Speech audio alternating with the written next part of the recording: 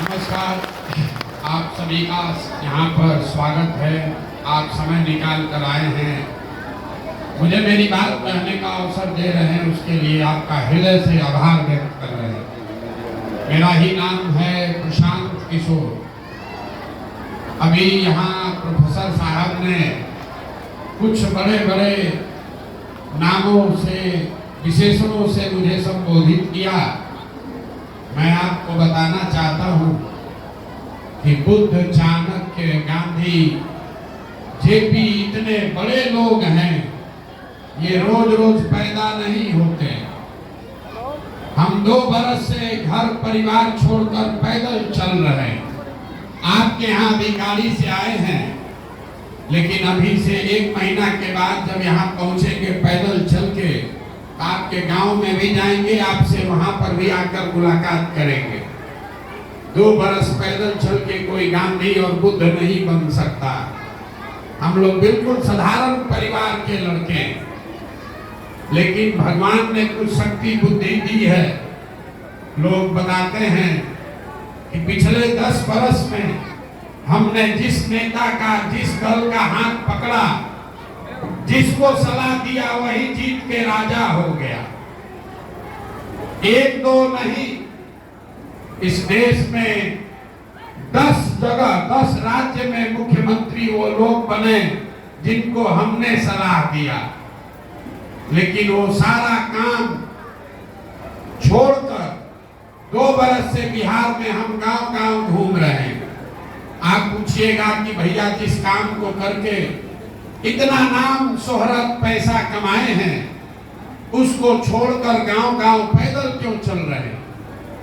वो इसलिए कि 10 बरस बड़े बड़े दल और नेताओं को जिताकर देखा। नेता और दल के जीतने से जनता का जीवन नहीं बदलता। ये आपको, हमको लगता है कि मेरा दल जीत गया, मेरा नेता जीत गया, मेरा जाति वाला जीत गया, मेरा झंडा वाला जीत गया। जो जीत गया वो जीत के हेलीकॉप्टर पर गया, और आप और आपके बच्चे जहां थे वहीं रह गए। तो 10 बरस ये काम करके ये अनुभव हुआ कि अगर भगवान ने हमको ये शक्ति बुद्धि दी है कि मैं जिसको सलाह दूं वो जीत के राजा बन जाएगा, उसका जीवन सुधर जाएगा, तो दल और नेता को तो बहुत जिता लिए। एक बार चल के अपने मिट्टी की का कर्ज अदा करते हैं, बिहार के लोगों को सलाह देते हैं, आपका हाथ पकड़ते हैं ताकि आपका जिंदगी भी बदले और आपके बच्चों का भी जीवन बदले। हम दल और नहीं बनाए हैं, वोट नहीं मांगते हैं, दल नहीं बनाए हैं, वोट कैसे मांगेंगे? किसी नेता का गाली गलौज भी नहीं करते, ये भी नहीं कहेंगे कि आप इस दुर्दशा में क्यों जी रहे हैं।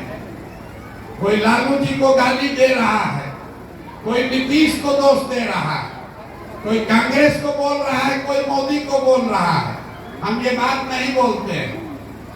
हम अभी आपको 15-20 मिनट में ऐसा रास्ता बताएंगे कि वोट जिसको मन है उसको दीजिए, लेकिन जो रास्ता बताएंगे वैसे दीजिएगा, तो और कुछ हो या ना हो, आपके बच्चों के लिए पढ़ाई या रोजगार का व्यवस्था यहीं पर निर्मली में हो जाएगा।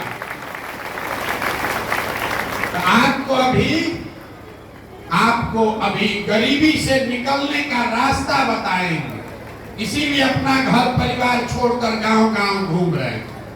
आप यहाँ आए हैं 2-3 घंटा से, अब आधा घंटा ध्यान से बात को सुनिए, समझिए, ठीक लगे तो अपनाइए, और न ठीक लगे तो जैसे जिंदगी चल रहा है वैसे चलाइए। देखिए, दुनिया में जितने विद्वान लोग हैं, उन्होंने बताया कि गरीबी से निकलने का 3 रास्ता है। 3 गो रास्ता है गरीबी खत्म करने का। पहला रास्ता है पढ़ाई।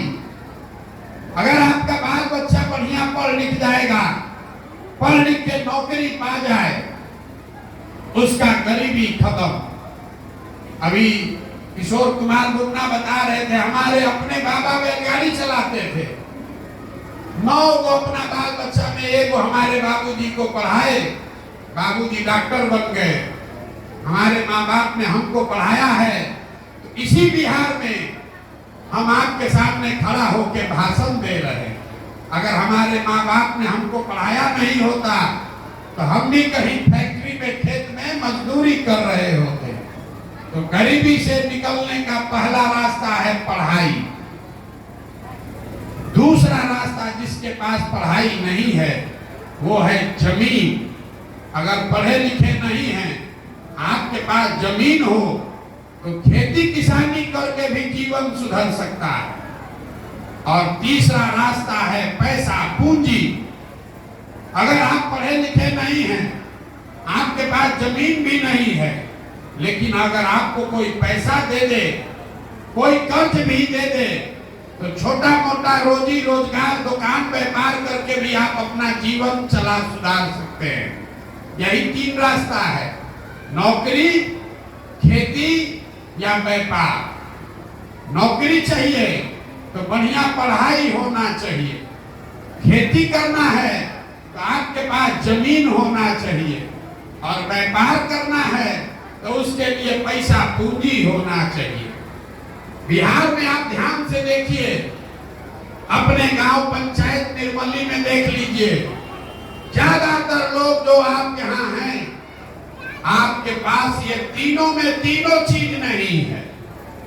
जो यहाँ गरीब है उसके बच्चों के पास पढ़ने का सुविधा ही नहीं है।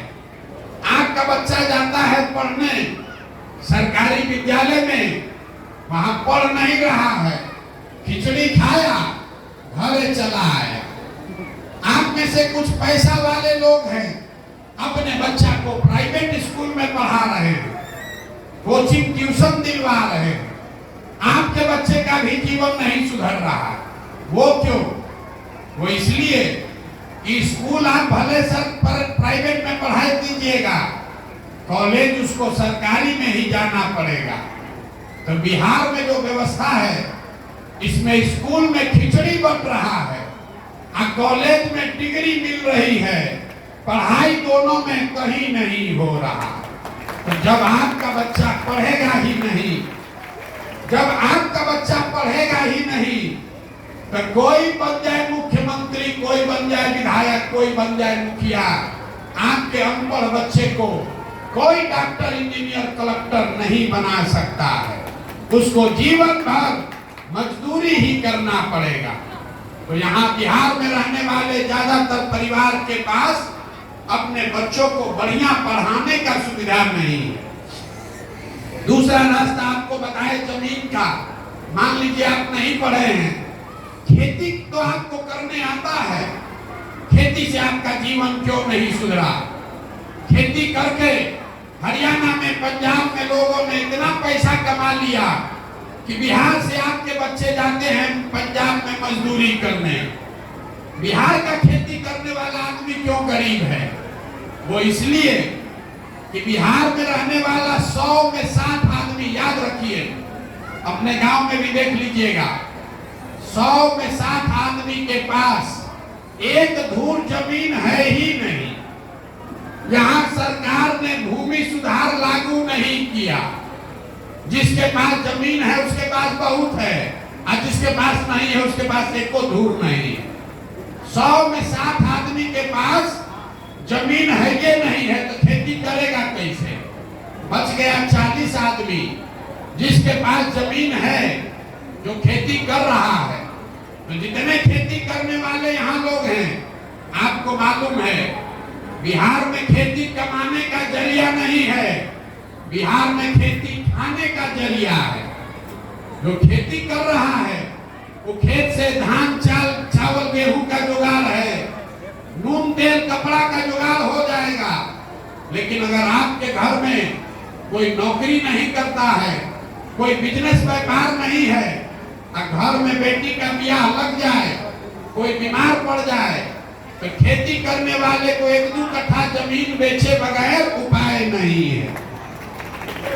तो आपके बच्चों के पास पढ़ने का सुविधा है नहीं, खेती से कमाई का रास्ता है नहीं। एक रास्ता बचा, अगर आपके पास पैसा पूंजी होता तो हर आदमी, हर महिला कोई ना कोई छोटा मोटा रोजी रोजगार व्यापार करने लगता। कुछ नहीं करते, 4 लोग गाय भैंस पाल लेते, कोई कपड़ा का दुकान खोल लेता, कोई मिठाई बेचने लगता, कुछ ना कुछ आप कर सकते थे। वो आप क्यों नहीं कर पा रहे हैं? वो इसलिए कि याद रखिए, नेता लोग आकर चाहे जितना दावा करे, बिहार में जो 100 लोग रहते हैं, यहाँ जितने लोग बैठे हैं, 100 में 80 आदमी दिन में 100 रुपया भी नहीं कमा रहा है। दिन में 100 रुपया भी नहीं कमा रहा। इस महंगाई के जमाना में अगर आप 100 रुपया भी नहीं कमाइएगा तो खाइएगा क्या?